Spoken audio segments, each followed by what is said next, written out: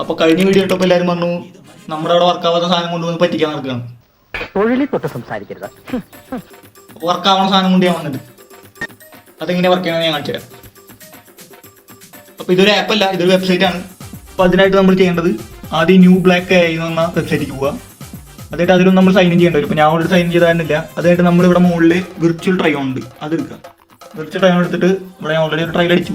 അതായിട്ട് നമ്മുടെ human model അടിക്കാം. അപ്പോൾ ഞാൻ കണ്ടതിൽ വെച്ച് ബെസ്റ്റ് മോഡലിനെ ഞാൻ ഇൻസ്റ്റാൾ ചെയ്തു, ചെക്ക് ചെയ്തു, അതിൽ കിട്ടു.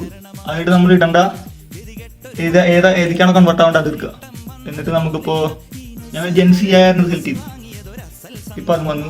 എന്നിട്ട് നമ്മൾ അത് ലോഡായി കഴിഞ്ഞാൽ ഇവിടെ ട്രൈ ഓൺ നൗ ഓടിക്കുക. അപ്പോൾ ഇതിൽ 3 ക്രെഡിറ്റ് ഉണ്ടാവുക. ഇപ്പോൾ എൻ്റെ 1.5 ആയി. അപ്പോൾ അത് കഴിഞ്ഞ് കഴിഞ്ഞാൽ വേറെ ഇമെയിൽ ID വെച്ചിട്ട് ചെയ്താൽ മതി. അപ്പോൾ അതൊരു ലേശം സമയം എടുക്കും, അത് കഴിഞ്ഞാൽ പ്രോസസ്സായി വരും. സംഭവം റെഡി ആയിട്ടുണ്ട്.